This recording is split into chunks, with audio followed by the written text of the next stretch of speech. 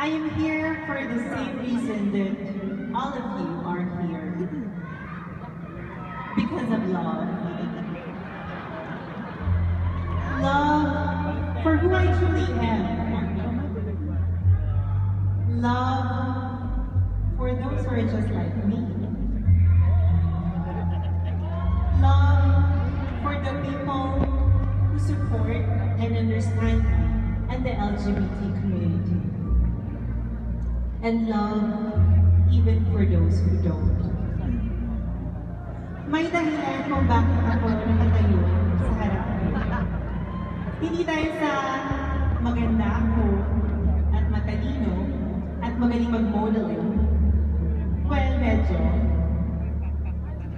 Andito ako dahil nagpakatotoo ako sa sarili ko. At nandito kayong lahat dahil nagpakatotoo din kayo sa sarili ko.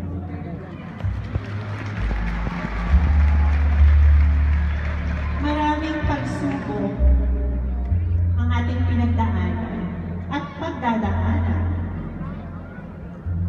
Pero ang pagmamahal ang nangingibabaw at dapat mangibabaw. And that's why we are all celebrating right now. Growing up, I always knew that I am different. I had a very difficult time convincing my parents about my gender identity. It was such a tough time. And at one point, I was scared. I was scared that I will never find the love that I deserve from my family, from my friends, and from the people around me. And most especially scared that I will not find true love. Dahil naniniwala ako sa forever.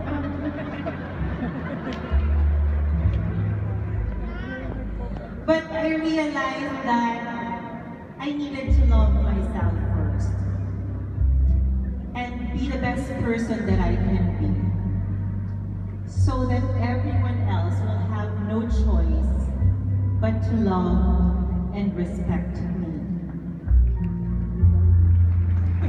Sa ganda ko ba namang to? At sexy. Hindi naman siguro ako mahirap respetuhin at mahalin. Charot!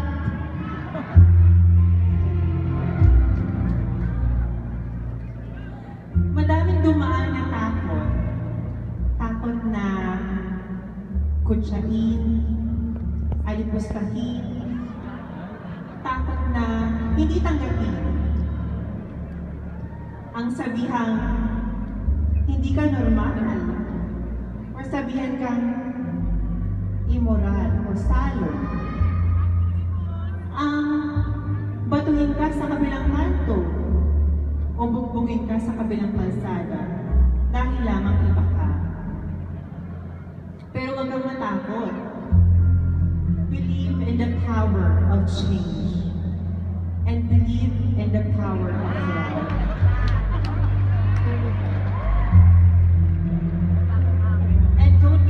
Share your story, your reality.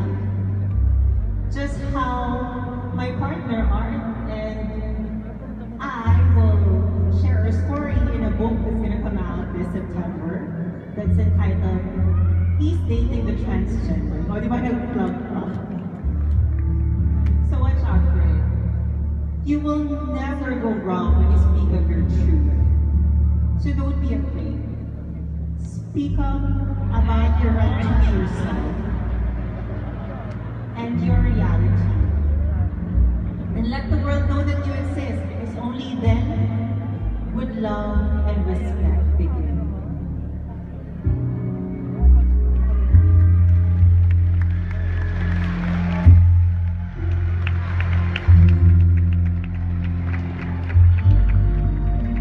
And now, please welcome our concert king,